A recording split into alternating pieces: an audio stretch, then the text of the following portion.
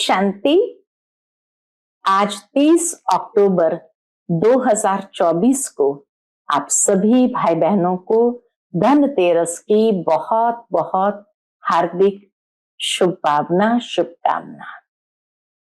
आज धनतेरस पर हर कोई लक्ष्मी जी का आवाहन करते हैं, तो आज आप सबको लक्ष्मी जी के 13 स्वरूप से वरदान प्राप्त हो, ऐसी शुभकामना शुभ भावना। सबसे प्रथम आदि लक्ष्मी, दूसरी है विद्या लक्ष्मी, तीसरी है विजय लक्ष्मी, चौथी है ग्रह लक्ष्मी, पांचवी गज लक्ष्मी, छठी है धैर्य लक्ष्मी, सातवीं है धन्य लक्ष्मी, आठवीं है धन लक्ष्मी, नौवीं है आरोग्य लक्ष्मी, 10वीं है भाग्य लक्ष्मी, 11वीं है संस्कार लक्ष्मी, 12वीं है सौंदर्य लक्ष्मी और 13वीं है राज लक्ष्मी। तो धनतेरस पर इन 13 लक्ष्मी जी के दिव्य स्वरूपों का आवाहन करते हुए आप सबको धन धान्य से संपन्न रहो, संपूर्ण बनो, ऐसी बहुत बहुत हार्दिक शुभकामनाएं शुभ भावनाएं। सुनते हैं आज के बाबा के अनमोल मधुर महावाक्य। आज बाबा हम बच्चों को कहे, मीठे बच्चे, एक बाप के याद में रहना ही अव्यभिचारी याद है। इस याद से तुम्हारे पाप कट सकते हैं। आज की मुरली से प्रश्न है, बाप जो समझाते हैं उसे कोई सहज मान लेते, कोई मुश्किल समझते हैं। इसका कारण क्या? कोई तो बाबा की शिक्षाओं को सहजता से अपना लेते, कोई समझ ही नहीं पाते हैं। तो इसका कारण क्या है? बाबा ने बहुत सुंदर उत्तर दिया है। जिन बच्चों ने बहुत समय भक्ति की है, आधा कल्प से पुराने भक्त है, वह बाप की हर बात को सहज मान लेते हैं, क्योंकि उन्हें भक्ति का फल मिलता है। जो पुराने भक्त नहीं है, उन्हें हर बात समझने में मुश्किल लगता है। दूसरे धर्म वाले तो इस ज्ञान को समझ भी नहीं सकते। ओम शांति। मीठे मीठे रूहानी बच्चों प्रति रूहानी बाप बैठ समझाते हैं। क्या समझाते हैं? तुम बच्चे सब क्या कर रहे हो? पूछ रहे बाबा, तुम सब क्या कर रहे हो? तुम्हारी है अव्यभिचारी याद। एक होती है व्यभिचारी याद, दूसरी होती है अव्यभिचारी याद। तुम सबकी है अव्यभिचारी याद। एक को याद करते। किसकी याद है? एक बाप की। बाप को याद करते करते पाप कट जाएंगे और तुम वहां पहुंच जाएंगे। पावन बनकर फिर नई दुनिया में जाना है। किसको जाना है? आत्माओं को जाना है। आत्मा ही इन ऑर्गन्स द्वारा सब कर्म करती है ना। तो बाप कहते हैं, अपने को आत्म समझ बाप को याद करो। अपने को आत्म समझ बाप को याद करो। मनुष्य तो अनेक को याद करते हैं। भक्ति मार्ग में तुमको याद करना है एक को। भक्ति भी पहले पहले तुमने ऊंचते ऊंच शिव बाबा की ही की थी। उनको कहा जाता है अव्यभिचारी भक्ति। वही सर्व को सदगति देने वाला रचता बाप है। उनसे बच्चों को बेहद का वर्षा मिलता है। भाई भाई से वर्षा नहीं मिलता। वर्षा हमेशा बाप से बच्चों को मिलता है। कभी भी दुनिया में भी कोई भाई भाई को वर्षा नहीं दे सकता। वर्षा हमेशा बाप से ही मिलता है। तो वर्षा हमेशा बाप से बच्चों को मिलता है, थोड़ा बहुत कन्याओं को मिलता है, वह तो फिर जाकर हाफ पार्टनर बनती है। यहाँ तो तुम सब आत्माएं हो, सब आत्माओं का बाप एक है, सबको बाप से वर्षा लेने का हक है। तुम हो भाई भाई, भल शरीर स्त्री पुरुष का है, आत्मा सब भाई भाई है। वह तो सिर्फ कहने मात्र कह देते हैं हिंदू मुस्लिम भाई भाई, अर्थ नहीं समझते हैं। तुम अभी अर्थ समझते हो। भाई भाई माना सब आत्माएं एक बाप के बच्चे हैं, फिर प्रजापिता ब्रह्मा के बच्चे भाई बहन हैं। अभी तुम जानते हो इस दुनिया से सबको वापस जाना है। जो भी मनुष्य मात्र है सबका पार्ट अब पूरा होता है, फिर बाप आकर पुरानी दुनिया से नई दुनिया में ले जाते हैं।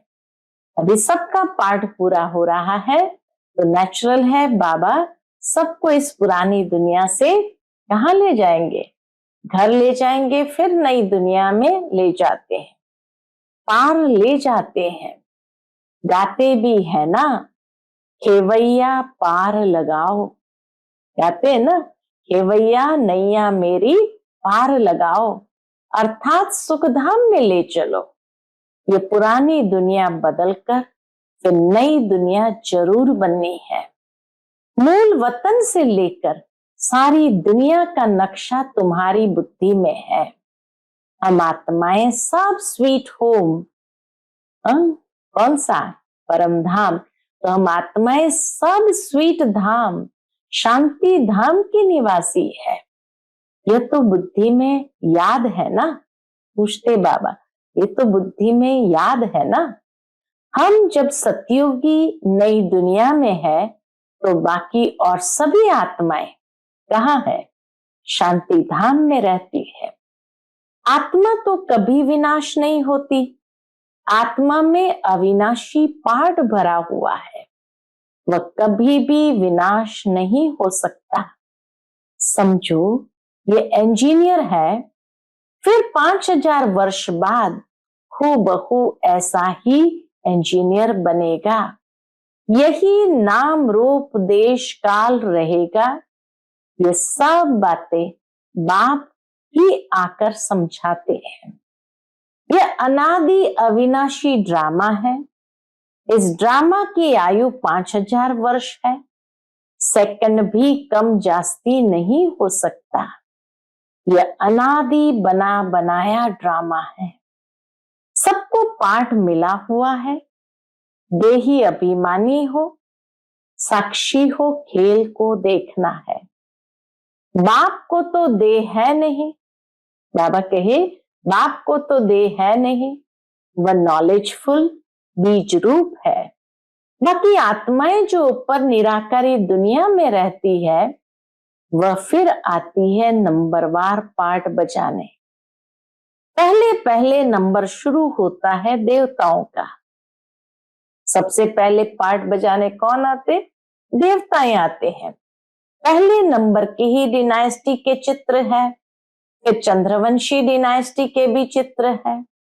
सबसे ऊंच है सूर्यवंशी लक्ष्मी नारायण का राज्य। उन्हों का राज्य कब कैसे स्थापन हुआ कोई भी मनुष्य मात्र नहीं जानते। सतयुग की आयु ही लाखों वर्ष लिख दी है, तो कैसे जानेंगे। कोई की भी जीवन कहानी को नहीं जानते हैं, न लक्ष्मी नारायण राम सीता किसी की भी जीवन कहानी को नहीं जानते। इन लक्ष्मी नारायण की जीवन कहानी को जानना चाहिए। बिगर जाने माथा टेकना अथवा महिमा करना ये तो रॉन्ग है।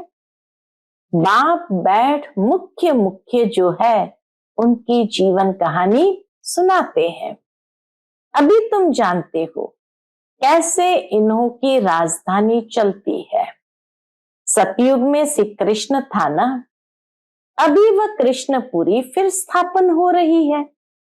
श्री कृष्ण तो है स्वर्ग का प्रिंस। लक्ष्मी नारायण की राजधानी कैसे स्थापन हुई, ये सब तुम समझते हो। नंबरवार माला भी बनाते हैं।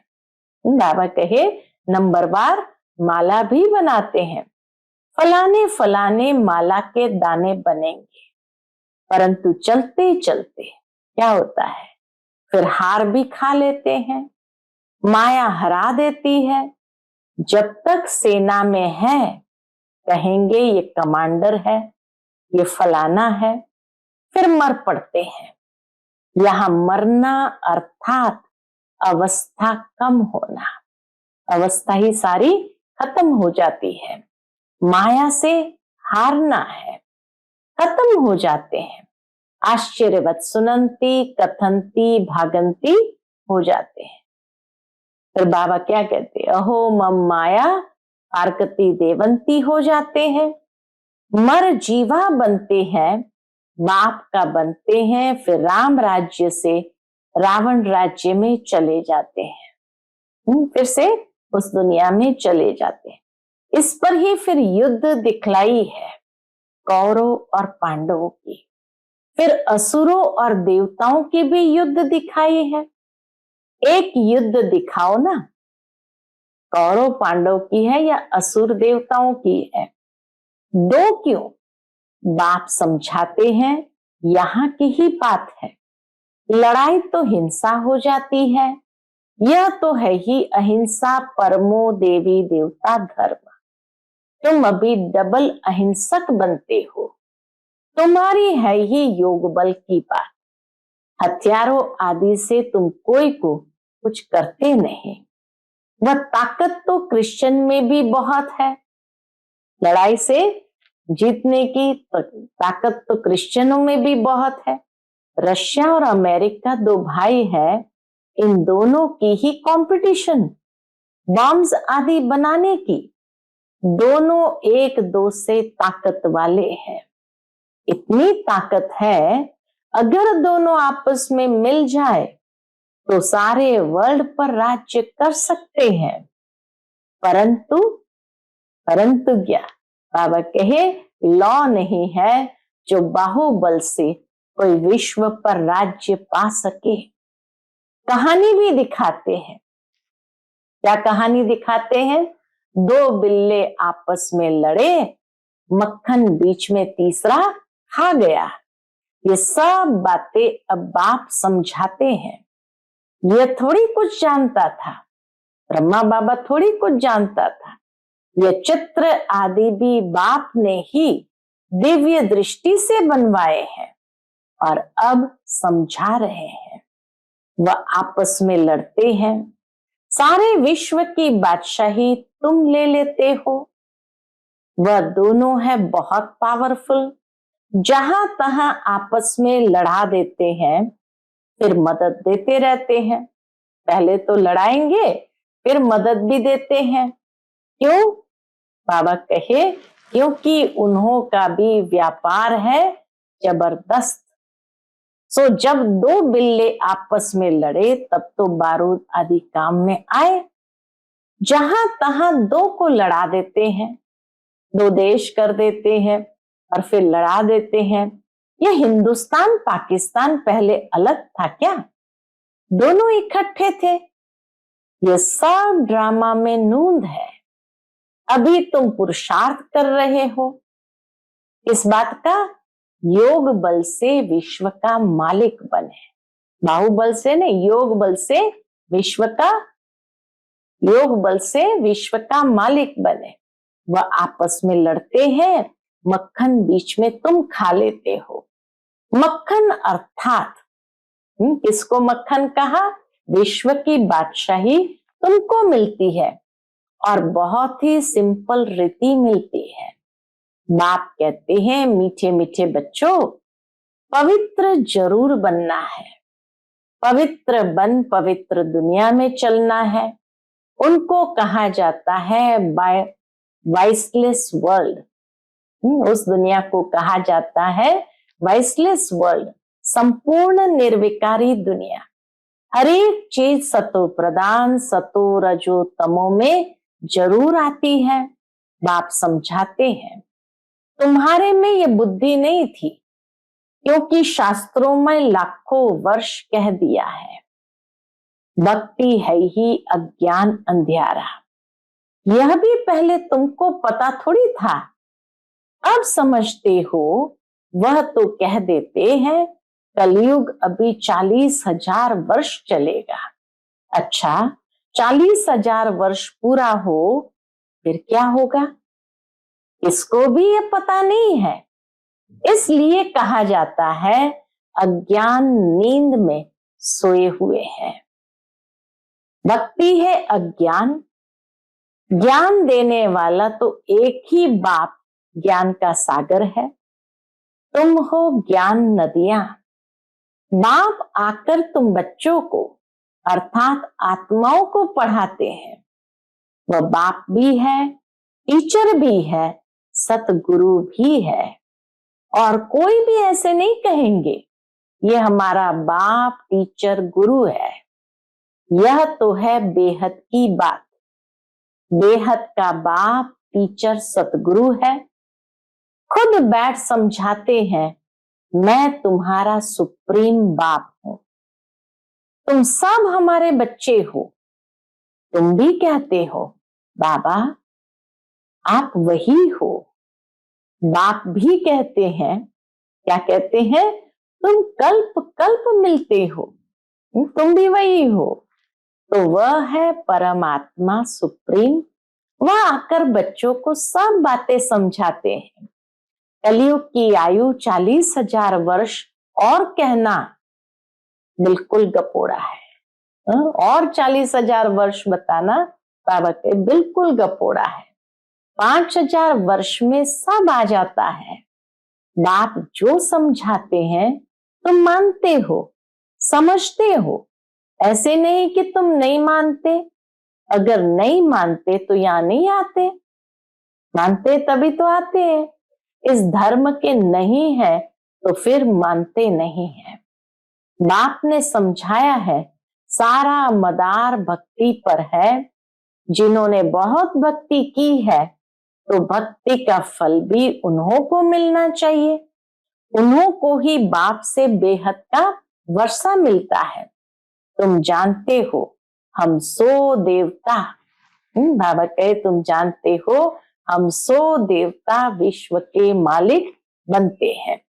बाकी थोड़े रोज है। कहां, इस पुरानी दुनिया का विनाश तो दिखाया हुआ है, अभी थोड़े रोज है। और कोई शास्त्र में ऐसी बातें है नहीं। एक गीता ही है भारत का धर्म शास्त्र। हर एक को अपना धर्म शास्त्र पढ़ना चाहिए और वह धर्म जिस द्वारा स्थापन हुआ उनको भी जानना चाहिए। जैसे क्रिश्चियन क्राइस्ट को जानते हैं, उन्हों को मानते हैं, पूजते हैं। तुम आदि सनातन देवी देवता धर्म के हो तो देवताओं को ही पूजते हो। परंतु आजकल अपने को हिंदू धर्म का कह देते हैं। तुम बच्चे अब राज योग सीख रहे हो। तुम राज ऋषि हो, वह है हठयोग ऋषि। रात दिन का फर्क है। उन्हों का सन्यास है कच्चा हद का। बाबा कहे उन्हों का सन्यास है कच्चा हद का, सिर्फ घर बार छोड़ने का। स्थूल चीजें छोड़ते हैं, सूक्ष्म मुश्किल। तुम्हारा सन्यास व वैराग्य है सारी पुरानी दुनिया को छोड़ने का।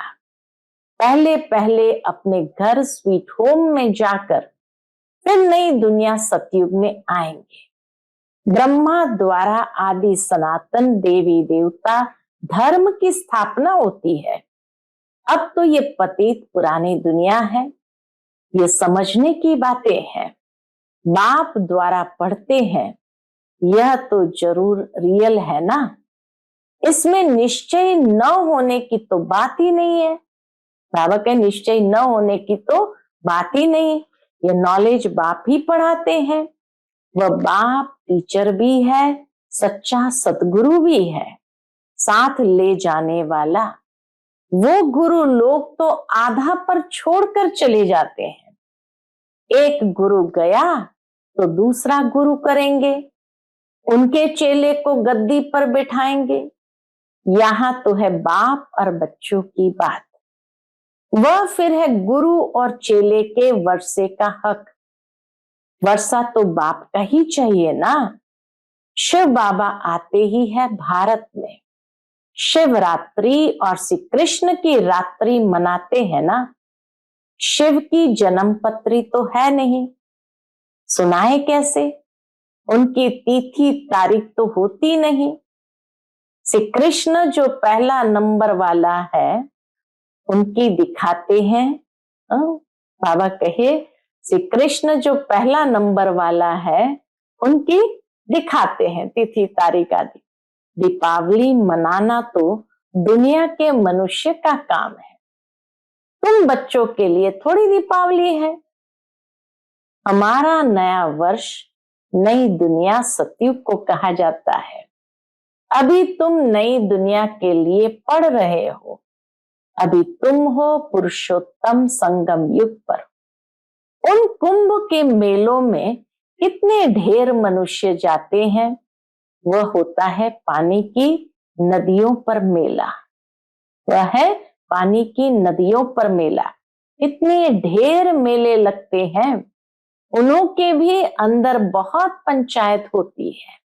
कभी कभी तो उन्हों का आपस में ही बड़ा झगड़ा हो जाता है, क्योंकि देह अभिमानी है ना। यहाँ तो झगड़े आदि की बात ही नहीं। बाप सिर्फ कहते हैं, मीठे मीठे लाडले बच्चों मुझे याद करो। तुम्हारी आत्मा जो सतो प्रधान से तमो प्रधान बनी है, आद पड़ी है ना, वह योग अग्नि से ही निकलेगी। सोनार लोग जानते हैं, बाप को ही पतित पावन कहते हैं। बाप सुप्रीम सोनार ठहरा, सबकी खाद निकाल सच्चा सोना बना देते हैं। सोना अग्नि में डाला जाता है। यह है योग अर्थात याद की अग्नि, क्योंकि याद से ही पाप भस्म होते हैं। तमो प्रधान से सतो प्रधान याद की यात्रा से ही बनना है। सब तो सतो प्रधान नहीं बनेंगे। कल्प पहले मिसल ही पुरुषार्थ करेंगे। परम आत्मा का भी ड्रामा में पार्ट नूंदा हुआ है। जो नूंद है वह होता रहता है, बदल नहीं सकता, रील फिरता ही रहता है। बाप कहते आगे चल तुमको गुये गुये बातें सुनाएंगे। पहले पहले तो ये निश्चय करना है। कौन सी बात का निश्चय करना है? वह है सब आत्माओं का बाप, उनको याद करना है। मन मना भव का भी अर्थ यह है। बाकी श्री कृष्ण भगवान वाच तो है नहीं। अगर श्री कृष्ण हो तो फिर सब उनके पास चले आए, सब पहचान ले। फिर ऐसे क्यों कहते हैं गीता में, ऐसा क्यों कहते हैं मुझे कोटों में कोई जानते हैं? अगर कृष्ण होता तो सब जान लेते। ये तो बाप समझाते हैं, इसलिए मनुष्य को समझने में तकलीफ होती है। आगे भी ऐसा हुआ था। मैंने ही आकर देवी देवता धर्म की स्थापना की थी। फिर ये शास्त्र आदि सब गुम हो जाते हैं। फिर अपने समय पर भक्ति मार्ग के शास्त्र आदि सब वही निकलेंगे। सतयुग में एक भी शास्त्र नहीं होता है। भक्ति का नाम निशानी नहीं, किसकी करेंगे? देवताएं भी किसकी भक्ति करेंगे?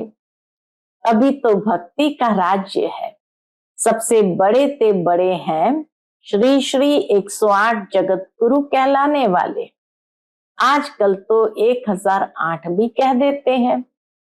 वास्तव में यह माला है यहाँ की, है ना। माला जब फेरते हैं तो जानते हैं फूल निराकार है। फिर है मेरु, ब्रह्मा सरस्वती युगल दाना, क्योंकि प्रवृत्ति मार्ग है ना। प्रवृत्ति मार्ग वाले निवृत्ति मार्ग वालों को गुरु करेंगे तो क्या देंगे? हठ योग सीखना पड़े, वह तो अनेक प्रकार के हठ योग है। राजयोग है ही एक प्रकार का, याद की यात्रा है ही एक, जिसको राजयोग कहा जाता है। बाकी और सब है हठ योग, शरीर की तंदुरुस्ती के लिए। ये राजयोग बाप ही सिखलाते हैं। आत्मा है फर्स्ट, फिर पीछे है शरीर। तुम फिर अपने को आत्मा के बदले शरीर समझ उल्टे हो पड़े हो। अब अपने को आत्मा समझ बाप को याद करो तो अंत मते सुगति हो जाएगी। बाबा कहे आत्मा समझ मुझ बाप को याद करो तो अंत मते सुगति हो जाएगी। अच्छा, मीठे मीठे सिकिलते बच्चों प्रति माता पिता बाप दादा का याद प्यार और गुड मॉर्निंग। रूहानी बाप के रूहानी बच्चों को नमस्ते।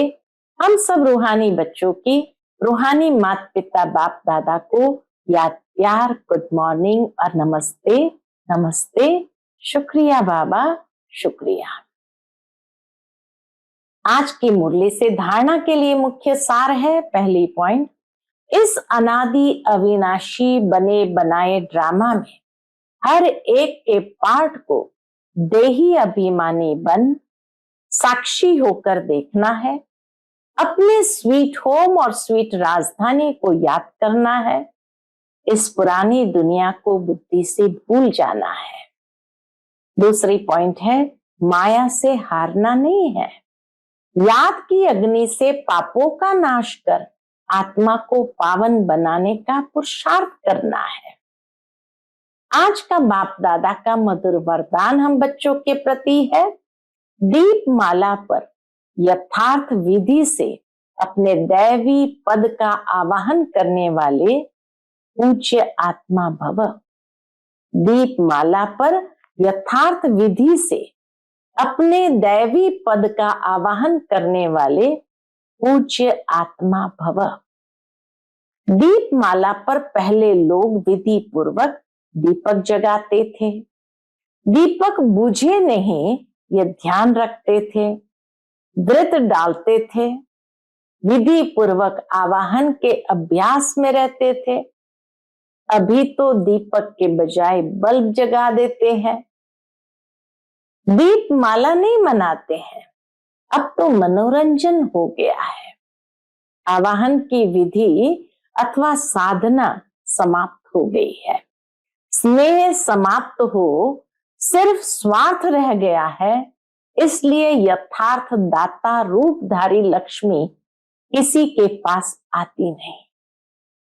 इसीलिए दाता रूपधारी लक्ष्मी किसी के पास आती नहीं।